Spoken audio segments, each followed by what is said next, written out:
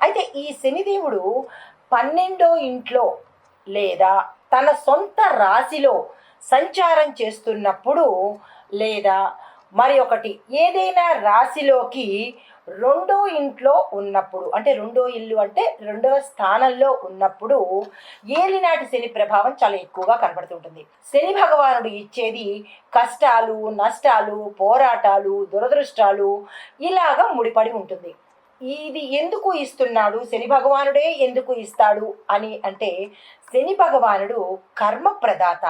ఒక వ్యక్తి తన గత జన్మలో చేసిన పాపాలు కానీ కర్మలు కానీ ఈ జన్మకు అది రావడంతో, అప్పుడు శని యొక్క మనం పుట్టిన సమయంలో ఏ వ్యక్తి అయితే పుట్టే సమయంలో జన్మ రాశిలో అతను ఏ రాశిలో పుడతాడో ఆ లగ్నంలో, తర్వాత జన్మించిన సమయంలో ఈ రాశి చక్రం గుండా తన ప్రయాణం చేసే సమయంలో వేద జ్యోతిష శాస్త్ర ప్రకారము ఇది సంభవిస్తుంది. అంటే శని ప్రభావము ఎక్కువగా సంభవిస్తుంది.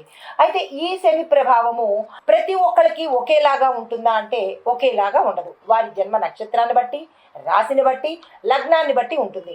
అయితే ఈ శని భగవానుడే ఇంతటి కష్టాలను ఇస్తాడా అంటే లేదు. ప్రతి ఒక్క గ్రహము, రవి, చంద్రుడు, బుధుడు, గురుడు, శుక్రుడు, రాహు, కేతువులు ఇలా ప్రతి ఒక్కళ్ళు కూడా వారి వారి స్థాయిలో కష్టాలను ప్రతి మనిషికి ఇస్తాడు.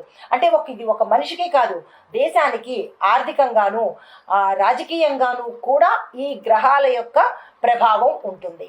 ఏలినాటి శని ప్రభావంతో ఏ ఏ రాశులు ఎందుకు కష్టపడతారు, ఎందుకు ఇట్లాగా ఇబ్బంది పడుతున్నారు అంటే, శని మందగమనుడు కాబట్టి తన గమనము అంటే నడక చాలా తక్కువగా ఉంటుంది. అంటే చాలా స్లోగా నడుస్తుంటాడు.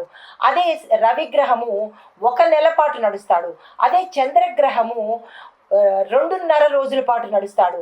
ఇక శనిగ్రహం దగ్గరికి వచ్చేటప్పటికి 2.5 సంవత్సరాల పాటు ఒక్కొక్క రాశిలోనూ నడుస్తూ ఉంటాడు. తన ప్రభావం దగ్గరకు వచ్చేటప్పటికి 7.5 సంవత్సరాలు ఒక రాశి మీద ఉన్నప్పుడు ఇది విభాగంగా చెంది మొదట తన షాడోని ఈ పట్టిన రాశి దగ్గర నుంచి ముందు 2.5 అంటే ముందు ఉన్న రాశికి 2.5 సంవత్సరాలు షేర్ చేస్తాడు. వెనక ఉన్న గ్రహ అంటే రాశికి 2.5 గ్రహాలు అంటే 2.5 సంవత్సరాలు పంచుతాడు. ఏ రాశిలో అయితే ఉంటున్నాడో ఆ రాశికి ప్రథమంగా 2.5 సంవత్సరాలు అన్నమాట. అంటే ముందు వెనక తను పట్టినది. ఇలాగా 2.5 చొప్పున 7.5 సంవత్సరాల కాలము శని ఆయా రాశుల వారికి ఇబ్బంది పెడతాడు.